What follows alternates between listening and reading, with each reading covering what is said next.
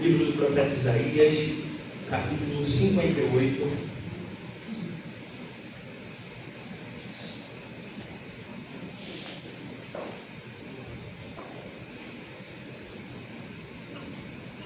O texto diz assim: grite alto, não se contenha, levante a voz como trombeta, anuncie ao meu povo a rebelião dele, aos descendentes de Jacó os seus pecados, porque dia a dia me procuram, parecem desejosos de conhecer os meus caminhos, como se fossem uma nação que faz o que é direito, que não abandonou os mandamentos do seu Deus.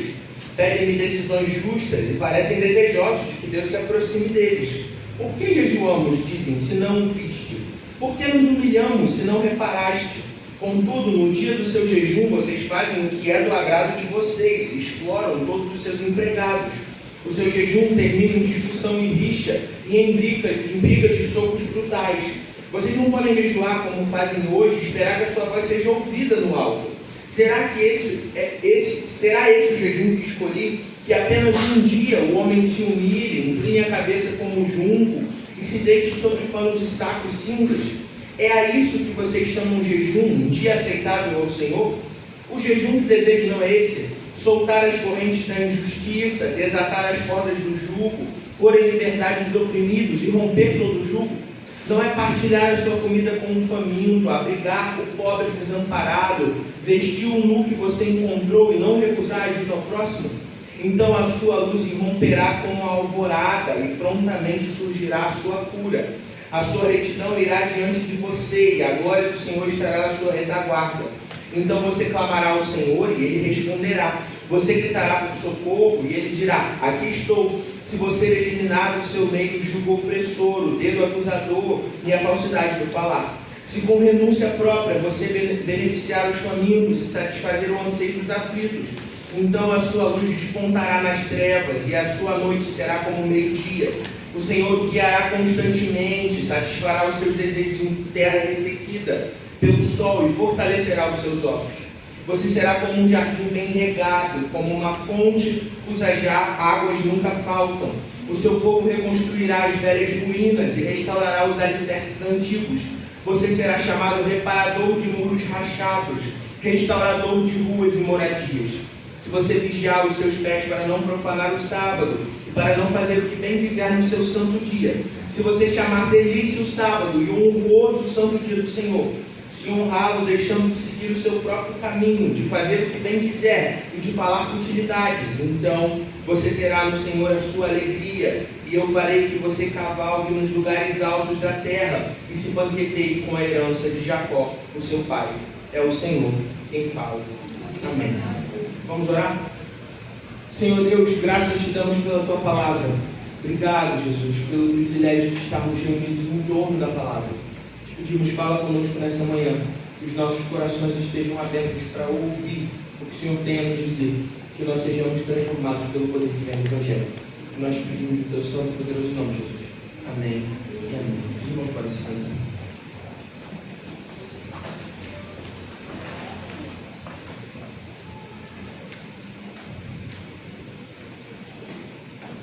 Eu gosto bastante de ditados, gosto mesmo. Não sei se é porque cresci numa casa onde eu ouvi muitos ditados. Minha mãe é craque nos ditados, daqueles bem antigos, da velha guarda, ela conta todos. E isso gerou em mim um interesse, assim, eu gosto disso. Às vezes eu brinco com Ana sobre isso, tem um ditado que a gente sempre briga, né? Quem conta um conto aumenta um ponto, que a gente acha genial, é um ditado genial mesmo. E existem vários ditados muito bons. E eu escolhi um deles como o tema desse sermão. É esse ditado que diz: por fora, bela viola, por dentro, pamboré. A gente conhece, né? A gente fala esses ditados e às vezes a gente não reflete sobre o que eles significam. Mas esse ditado, por fora, bela viola, por dentro, pão molorento, fala sobre como as aparências elas podem ser enganosas. Em língua portuguesa a gente tem outros ditados que carregam o mesmo sentido, que a gente também conhece. O clássico: quem vê cara, não vê coração. Ou então, nem tudo que reluz é ouro. Ou, nunca compra um livro pela capa. Todos esses ditados estão carregando o mesmo sentido. As aparências, elas são parte da história, mas nós não podemos nos fiar em aparências. Nem tudo que reluz é ouro, nem tudo que parece bom é tão bom assim. Aquele clássico que diz exatamente isso: as aparências enganam. E de fato enganam. Eu estou começando falando sobre isso, porque esse texto de Isaías que a gente está lendo, ele fala justamente sobre isso, sobre como as aparências podem ser enganosas. A gente vem numa sequência de estudos no livro do profeta, e hoje é o último domingo que nós estudamos Isaías. A gente já começou lá, se você está acompanhando a leitura dos comentários bíblicos, você sabe que a gente já está no livro do profeta Jeremias, e a gente vai passar para ele então nos próximos sermões. Mas hoje a gente encerra o livro do profeta Isaías, e a gente vem numa sequência conversando sobre como esse profeta surge num tempo de crise do reino do sul, do reino de Judá. Ele começa então a profetizar, depois do capítulo 44, sobre a queda da Babilônia e a restauração do povo. Ou seja, primeiro ele havia dito que o povo seria levado cativo pelos babilônicos. Eles passariam 70 anos em cativeiro, mas então, no tempo oportuno, eles seriam salvos e resgatados pelo seu Deus, o Deus de Abraão, de Isaac e de Jacó, o Deus de Israel. Essa promessa de salvação da parte de Deus, ela tem a ver com a fidelidade do próprio Deus ao seu povo. Não tanto tem a ver com a fidelidade do povo, porque o povo segue infiel a Deus em todo o tempo, mas é um convite, uma oportunidade, uma chance de uma nova jornada. Se o povo de fato se arrependesse dos seus pecados, a certeza que eles tinham é que Deus estaria com eles em todo o tempo. Eles experimentaram isso na prática, momentos de vitória, expansão, o reino crescendo, conquistas, riquezas. Por quê? Porque se mantiveram fiéis a Deus. Então, no momento que se desviaram, Deus fez cumprir aquilo que ele havia pactuado com os antepassados do povo. Se eles respeitassem a lei, então eles seriam levados daquela terra que o próprio Deus havia dado para eles. O povo então de fato vai para o cativeiro, mas eles têm a esperança clara, a promessa objetiva de que eles seriam resgatados. Toda vez que a gente interage com o livro do profeta Isaías, a gente precisa ter esse pano de fundo em mente.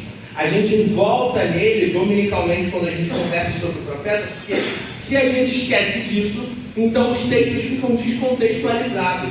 E texto sem contexto sempre dá problema, tá bom? Então a gente precisa entender onde a gente está. E a gente chega nesse capítulo 58, quando a gente vê o profeta falando para o povo sobre o que Deus de fato espera deles. De um lado, o profeta faz um diagnóstico de como o povo está. De outro, de como o povo deveria estar. E quais são as consequências se eles viverem aquilo que Deus espera que eles vivam. Então, eu vou pedir para você deixar a sua Bíblia aberta, porque a gente vai, nesse primeiro momento, caminhar pelo texto, para entender o que está acontecendo aqui. A primeira ideia está lá no versículo 1 do capítulo 58, quando Deus convoca Isaías a proclamar o seu oráculo contra o povo. O que o texto diz? Grite alto, não se contenha, levante a voz como trombeta, anuncie ao meu povo a rebelião dele, aos descendentes de Jacó, os seus pecados. Deus convoca o profeta a expor o pecado do povo. Essa exposição tem um propósito claro. O povo precisa ser curado dos seus pecados, e para isso eles precisam reconhecê-los. Deus quer que o povo, de uma vez por todas, entenda que eles têm vivido em desacordo com a palavra de Deus.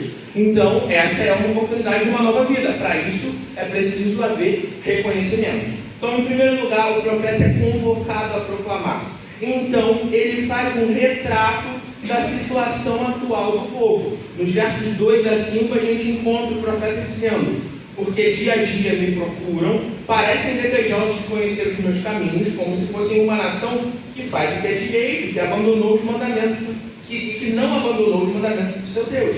Pedem-me decisões justas e parecem desejosos de que Deus se aproxime deles. Por que jejuamos, dizem, se não o viste? Por que nos humilhamos, se não reparaste? Contudo, no dia do seu jejum, vocês fazem o que é do agrado de vocês e exploram todos os seus empregados. O seu jejum termina em discussão e rixa e em brigas de socos brutais. Vocês não podem jejuar como fazem hoje e esperar que sua voz seja ouvida no alto. Será esse o jejum que escolhi? Que apenas um dia o homem se humilhe, incline a cabeça como um junco e se deite sobre pano de sacos e cinzas? É a isso que vocês chamam de jejum? Um dia aceitável ao Senhor? O retrato que a gente tem do povo é um povo que parece, mas não é.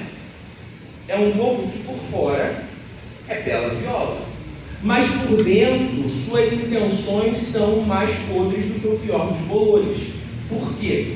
Porque esse povo chega diante de Deus com uma aparência externa de piedade, tem vontade de justiça, desejo de coisas certas, parecem gente que não abandonou os decretos do Senhor.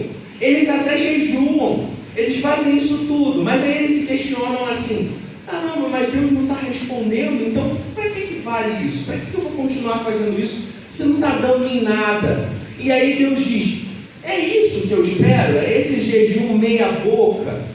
A função do jejum, eu vou falar dessa disciplina espiritual porque o texto está falando profundamente sobre isso, é que você se abstenha do alimento físico com a intenção específica de estar diante de Deus, reconhecendo que Ele é o seu sustento e alimento em todo o tempo. O jejum não é uma escolha dietética, não é para fazer regime, não é essa a função do jejum enquanto disciplina espiritual. O jejum enquanto disciplina espiritual é um jeito de ensinar ao nosso próprio coração que o nosso sustento não vem do alimento, das coisas que nós pegamos, mas do Deus que cuida de nós. É por isso que ele sempre deve ser acompanhado com meditação na palavra, com oração, com um tempo de conexão com o próprio Deus. Então, se eu faço um momento onde eu me abstenho de alimento, mas não me conecto com Deus, então eu estou fazendo um jejum intermitente. É prática dietética. Pode servir para algum propósito estético ou de saúde, mas certamente não serve para nenhum propósito espiritual. Esse é o problema do povo. O povo, então, externamente faz o que se espera, mas o seu coração está totalmente distante de Deus e da sua vontade. Então, não tem como as coisas darem certo. Deus diz o seguinte: vocês jejuam, mas o dia do seu jejum é dia em que vocês exploram os seus empregados, arrumam confusão na sua casa, no fim do dia vocês estão xingando uns aos outros, trocando socos brutais. Ou seja, é um povo que vive a vida do jeito que quer, mas pelo menos eu estou fazendo aquilo que eu devia fazer. É tudo meio pro forma, é porque tem que ser. Então eles vão lá e fazem. Esse é o retrato do povo. Mas aí a gente tem em contrapartida o desejo de Deus, como Deus espera que o seu povo viva e quais são as consequências de viver essa vida que Deus espera. A gente olha para o texto e é difícil separar. Eu poderia até tentar separar os momentos, os versículos onde Deus fala sobre o que Ele espera que o povo viva e então quais são as consequências disso. O problema é que isso está misturado ali no meio. Então o que a gente vai fazer? A gente vai ler a porção toda mesmo, percebendo isso, destacando na nossa cabeça. De um lado, qual é o desejo de vida que o Senhor tem para o seu povo. De outro, quais são as consequências desse desejo. De um lado, a gente tem a vida primeiro para o outro, dos versos 6 a 12. Vamos ler lá, que a gente vai entender o que isso significa. O jejum que desejo não é esse: soltar as correntes da injustiça, desatar as cordas do jugo, pôr em liberdade os oprimidos e romper todo jugo. Não é partilhar a sua comida com o faminto, abrigar o pobre e desamparado, vestir o nu que você encontrou e não recusar a ajuda ao próximo? Desejo. Então, consequência, a sua luz irromperá como alvorada e prontamente surgirá a sua cura. A sua retidão irá diante de você e a glória do Senhor estará na sua retaguarda. Então você clamará ao Senhor e Ele responderá. Você gritará por socorro e Ele dirá: aqui estou. O que Ele deseja: se você eliminar do seu meio o jugo opressor, o dedo acusador e a falsidade do falar, se com renúncia própria você beneficiar os famintos e satisfazer o anseio dos aflitos, consequência, então a sua luz despontará nas trevas e a sua noite será como meio-dia. O Senhor o guiará constantemente, satisfará os seus desejos em uma terra ressequida pelo sol e fortalecerá os seus ossos. Você será como um jardim bem regado, como uma fonte cujas águas não faltam. O seu povo reconstruirá as velhas ruínas e restaurará os alicerces antigos. Você será chamado reparador de muros rachados, restaurador de ruas e moradias. A gente tem um desejo manifesto de como Deus espera que o seu povo viva, em primeiro lugar, em prol do outro, do seu próximo. Você vê que as ideias que estão presentes aqui no texto têm a ver com cuidado, sustento, ajuda aos necessitados. É sempre um apelo sobre como viver não mais focado em si mesmo, mas focado no outro. Não egocêntrico, mas outrocêntrico, ou seja, direcionado para os nossos próximos. Esse reforço que o profeta está fazendo aqui, o próprio Cristo vai fazer nos evangelhos, quando ele vai nos dizer que o nosso chamado é para cuidar uns dos outros. É um convite a cuidar, sustentar, amparar aqueles que estão à nossa volta. Mas o desejo de Deus não é só para uma vida voltada ao outro, mas uma vida voltada para o próprio Deus. Isso a gente encontra lá nos versos 13 e 14. Se você vigiar, e aqui é desejo de novo, os seus pés para não profanar o sábado e para não fazer o que bem quiser no meu santo dia. Se você chamar delícia o sábado e honroso o santo dia do Senhor, se honrá-lo deixando de seguir o seu próprio caminho, de fazer o que bem quiser e de falar futilidades, então a consequência é que você terá no Senhor a sua alegria, e eu farei que você cavalgue em lugares altos da terra e se banqueteie com a herança de Jacó, o seu pai. É o Senhor quem diz. A gente tem então Deus reforçando para o povo um desejo que eles vivam em prol do outro, em prol do próprio Deus. Uma conexão com aquele que os criou, que é seu Deus, seu Senhor. Uma vida que é dedicada a não mais os seus próprios caminhos, mas os caminhos de Deus. Por isso a escolha do sábado, do dia que Deus separou para que o povo o adorasse, como uma lembrança de que a vida precisa ser um culto dedicado a Deus. Alguns bons meses atrás a gente conversou no domingo sobre isso. Eu preguei sobre o sábado, a função do dia do descanso, dia de repousar em Deus, dia de adorar o próprio Deus. A escolha desse mandamento para ser ressaltado aqui fala sobre esse compromisso de dedicar a existência ao próprio Deus. Se vocês abrirem mão de viver a vida segundo os seus caminhos e se dedicarem aos meus caminhos, então vocês encontrarão alegria em mim. É isso que diz o Senhor. A gente então tem nesse texto essas realidades aparecendo. Primeiro um retrato de como o povo está. Depois um retrato do que Deus deseja para o povo. Então as consequências óbvias de viver essa vida dedicada a Deus. A gente chega então naquela pergunta que eu sempre faço antes do momento de aplicação. O que isso tem a ver com a minha e com a sua vida? E eu quero fazer 3 breves aplicações sobre esse texto. A primeira delas é: as aparências, elas apenas nos enganam. Essa é a primeira coisa que a gente tem que ter em mente. Quando a gente fala sobre uma fé que é construída a partir de uma boa imagem, o que acontece é que a gente está se enganando, mas jamais enganando o próprio Deus. Às vezes a gente quer construir para os outros e para a gente mesmo uma imagem de que nós somos santos e intocáveis, perfeitos em todos os aspectos. E pode ser que a gente compre essa ideia e que os nossos irmãos comprem essa ideia também. Afinal de contas, eles não conhecem os nossos corações. Então, se a gente construir uma imagem bem bonitinha, pode ser que comprem. Mas aí, a gente percebe com o tempo que isso não é verdade. Simplesmente porque nossas falhas e pecados, eles são evidentes. E o fato é que esse esforço de construir uma imagem, ela só serve para mentir para si mesmo. Porque servimos a um Deus que conhece os corações. Não estamos diante de um Deus que talvez saiba quem eu sou, mas aquele que nos vê plenamente. Por isso é perda de tempo fingir diante de Deus. Atuar para o Senhor é jogar seu tempo fora. Não se faça de santo. Jesus o conhece melhor do que você mesmo, meu irmão.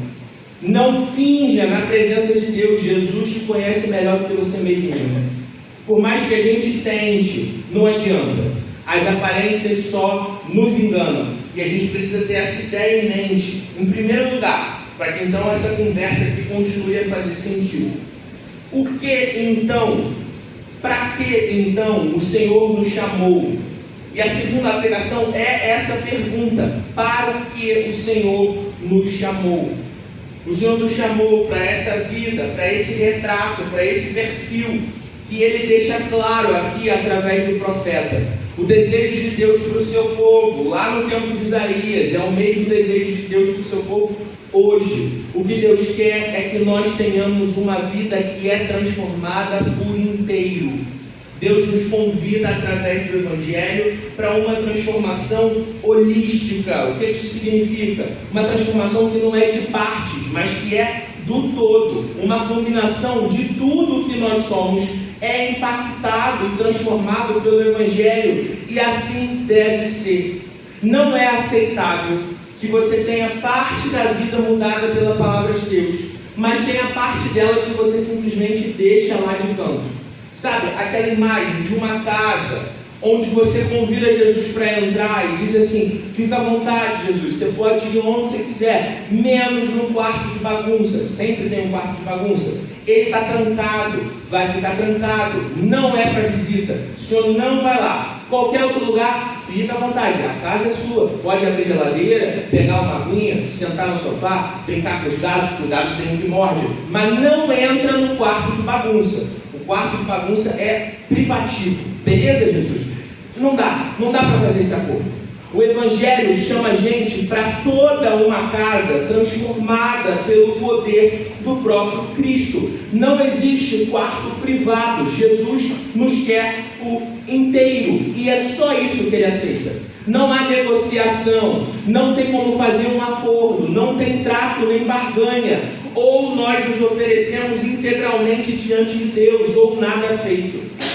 É por isso que o desafio do Evangelho é tão gigantesco, porque se fosse uma parte da história, talvez a gente conseguisse mais fácil, mas como Jesus nos quer inteiros, é aí que a gente se perde, porque a gente não quer oferecer tudo, porque tem coisas que a gente sabe que está errado, mas que a gente gosta de manter ali, porque a gente acha que faz bem, porque a gente tem uma pretensão arrogante de saber mais do que o próprio Deus, de achar que o nosso entendimento é melhor que o entendimento eterno do Deus Criador de todas as coisas. O problema é que o Senhor não nos quer em parte, Ele nos quer inteiros. Eu elenquei uma série de aspectos onde o Evangelho nos afeta, e esses são só alguns. Essa lista não é exaustiva, a gente poderia pensar em outros aspectos, mas no aspecto interno do ser humano, o Evangelho afeta nossos pensamentos, nossos sentimentos e a nossa ação. As nossas escolhas são afetadas pelo Evangelho. As coisas que a gente sente são afetadas pelo Evangelho. Mesmo o jeito como a gente pensa é afetado pelo Evangelho. No aspecto relacional, o Evangelho quer nos fazer gente mais caridosa, gente que cuida, gente que dedica amor ao outro, gente que está disponível para o outro, gente que se derrama na direção do outro. No aspecto religioso, o Evangelho espera que nós não sejamos mais gente movida pelos nossos ídolos, mas por um compromisso sincero com o único Deus verdadeiro. O chamado é para que o trono do nosso coração não esteja disponível para ser rivalizado entre Deus e qualquer outra coisa, mas seja entregue ao único que tem direito de se assentar nele, o próprio Deus que nos fez para a sua honra e para a sua glória. No aspecto temporal, o Evangelho nos quer 24/7, nem 6/1, nem 3/2, nem qualquer outro tipo de escala, é 24/7, é de tempo integral. É por isso que esse momento que a gente tem aqui de culto, ele é só um aspecto do que o culto verdadeiro significa. O culto não está limitado ao domingo de manhã, de 10h15 a 11h30, então mais um tempo de comunhão e meio-dia acabou, e agora eu posso fazer o que eu quiser. Não, o chamado do Evangelho é para que toda a nossa existência seja um culto a Deus, toda a nossa vida. É por isso que aquilo que eu faço no domingo pela manhã e na quarta-feira às 4 da manhã importa, porque toda a minha vida foi chamada para estar diante de Deus, cada segundo da minha existência. No aspecto familiar, O Evangelho nos chama a exercer os nossos papéis com sabedoria. Saber quem nós somos dentro da dinâmica da nossa casa, sem usurpar os papéis que não nos pertencem, saber nos colocar nos momentos de necessidade, ser gente que tem palavras de consolo, de instrução para dizer para os nossos familiares, ser gente que prega o Evangelho para os nossos parentes que não conhecem a palavra de Deus. O Evangelho afeta a nossa dinâmica interna. A família não é uma célula à parte, mas é parte integral de viver para a glória de Deus. Portanto, eu não posso ser um crente muito dedicado na igreja e um filho terrível em casa, porque isso não faz sentido. Eu não posso ser um crente dedicado na igreja e um pai e uma mãe terríveis em casa, porque isso não faz sentido. Não tem como viver o Evangelho pela metade. No aspecto vocacional, Deus nos chama a um zelo e dedicação em todo o nosso labor, seja nos nossos trabalhos, nos nossos estudos de faculdade, escola, o que for. Tudo que nós somos chamados a colocar a mão para fazer precisa ser feito com dedicação, como se feito para o próprio Deus. Não há como sermos crentes que aqui na igreja servimos, ajudamos, estamos sempre disponíveis, mas no nosso trabalho e faculdade a gente faz corpo mole. Isso não tem lógica. O Evangelho abraça a gente por inteiro. Em resumo, eu faço minhas as palavras do teólogo alemão Abraham Kuyper, que diz o seguinte: não há um centímetro quadrado em todo o domínio da nossa existência sobre o qual Cristo, que é soberano de todos, não possa gritar: é meu, é meu. Não há um só centímetro da nossa existência que não esteja debaixo da soberania do nosso Senhor. Isso faz diferença, meus irmãos, porque nós não podemos nos ofertar a Deus parcialmente. Isso é muito, muito sério. Nunca a gente vai dizer assim, não, e abertamente, um discurso despreocupado, não, eu deixo que Jesus cuide de 7 desses 8 aspectos, mas tem um que eu não deixo. A gente nunca vai dizer isso. Lógico que não. O problema não é a coisa que a gente afirma, o problema é o jeito como a gente vive. Essa é a grande questão do Evangelho.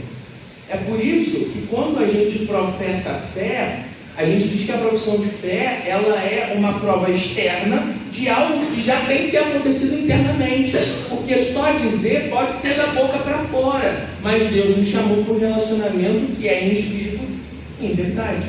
O nosso compromisso então não é só dizer, mas viver o Evangelho de verdade. A última aplicação é que o resultado de viver para Deus, ele pode ser experimentado por mim e por você hoje. A gente encontra nesse texto vários resultados dessa vida dedicada a Deus. Estão em vários versículos espalhados, são muitos deles, eu vou citar por alto. Primeiro, o resultado é que nós somos feitos, então, luz que rompe as trevas. A gente vê isso lá no verso 8 e no verso 10. Nós somos curados das nossas chagas e dos nossos pecados, está lá no verso 8. Nós recebemos proteção pela glória de Deus, também no verso 8. Nosso clamor é respondido. Essa ideia que está no verso 9, ela responde àquela questão que o povo levantou lá no começo do texto. Por que a gente jejua se o Senhor não nos responde? Então Deus diz, se vocês viverem para mim, seu clamor será atendido. Vocês vão orar e eu vou ouvir a oração de vocês. O Senhor nos escuta.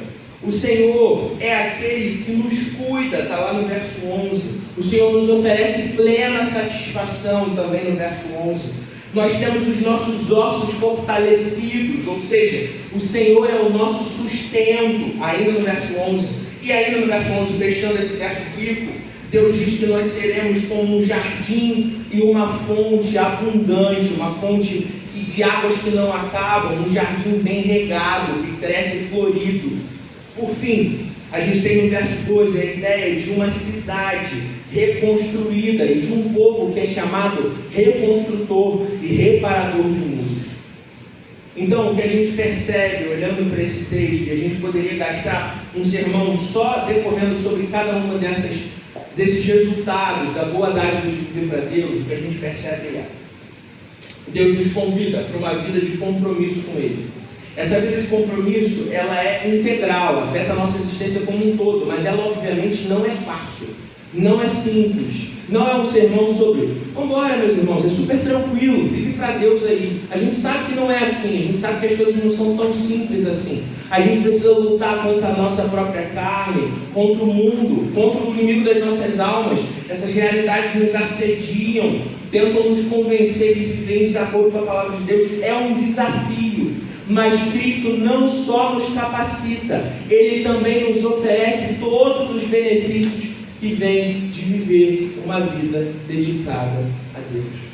Esses benefícios eles estão disponíveis para mim e para você por uma única razão, porque Cristo morreu por nós na cruz do Calvário. Jesus nos chama, então, para uma fé que não é de aparência, mas uma fé que é sincera. Isso porque Jesus ele tinha totalmente aversão à fé de aparência. Essa versão é uma versão justa, é uma ira que tem a ver com a justiça de Deus, zelo por fazer aquilo que Deus de fato quer que façamos. E é por isso que Jesus entra em uma série de embates com os fariseus. Não porque eles têm um lado externo injusto, não. O externo dos fariseus é muito justo. Jesus diz para os seus discípulos: se a justiça de vocês não exceder e muito a dos fariseus, vocês não entrarão no reino dos céus. O problema do farisaísmo é a hipocrisia. É uma viola belíssima por fora, mas um interior totalmente apodrecido. E Jesus combate isso em todo o tempo. O nosso Senhor, Ele é antítese a uma fé de aparências, porque Ele se entregou totalmente a Deus. Jesus, Ele nos convida, então, a esse compromisso de uma fé sincera e verdadeira, que nos dá integralmente ao Senhor, não só pela prerrogativa da sua autoridade. Ele poderia fazê-lo por isso, porque Ele é Senhor de todas as coisas. Ele pode exigir que as suas criaturas vivam integralmente para Deus. Mas Jesus não usa só dessa prerrogativa, Ele usa também da realidade da sua encarnação e seu exemplo. Cristo viveu integralmente para Deus. É movidos pelo exemplo de Jesus que nós somos convocados a essa nova vida. Jesus então, Ele não diz assim: vivam vocês para Deus, eu vou viver aqui na minha. Não, Ele se faz homem enquanto homem servo, e enquanto servo obediente até a morte e morte de cruz. Não há nenhum homem que tenha se dedicado de maneira mais integral a Deus que o nosso Senhor. O próprio Deus que se fez homem para viver, morrer e ressurgir no meu e no seu lugar. O chamado então para a nossa nova vida é um chamado possível, porque o Cristo que passou por essas coisas todas, é Ele quem nos fortalece e capacita para isso. Eu quero que você tenha em mente isso, para que você entre nessa semana reafirmando esse compromisso, não com desânimo da culpa que o pecado traz, mas com a certeza do perdão, o renovo, o reforço que Cristo nos oferece através da cruz. Nós podemos viver uma vida dedicada a Deus. Tudo que precisamos é nos submeter à sua palavra e ao Espírito Santo de Deus que opera em nós. Amém? Vamos orar? Senhor Deus, nós te agradecemos mais uma vez, Senhor, porque o Senhor nos tem oferecido tudo o que precisamos. Obrigado, Jesus, porque a maneira como o Senhor se fez homem, a maneira como o Senhor viveu, morreu e ressurgiu, é o exemplo, não só o exemplo, mas um motivo que faz com que seja possível vivermos de verdade para Ti. Obrigado porque o seu sacrifício na cruz do Calvário é prova do seu compromisso em viver completamente dedicado à vontade de Deus. E nós queremos replicar os seus passos, Jesus, e viver completamente submetidos à sua vontade. Que o nosso coração possa ser persistente em te obedecer, que o nosso coração possa lutar contra os desafios da nossa própria carne, do mundo mal que está à nossa volta, de Satanás que tenta nos convencer a viver em desacordo com a tua palavra, mas que nós encontremos força no Evangelho para viver para a tua honra e para a tua glória. Nos ajuda nesse processo, que nós não tenhamos uma fé que é só feita de aparências, mas que o conteúdo da nossa fé seja tão profundo, tão abundante quanto a aparência dela, que essas coisas sejam completas, que todo o nosso ser, em todos os aspectos, em todo o tempo, esteja submetido a Ti e a Tua vontade. É o que nós pedimos, Senhor, no nome poderoso de Jesus. Amém e amém.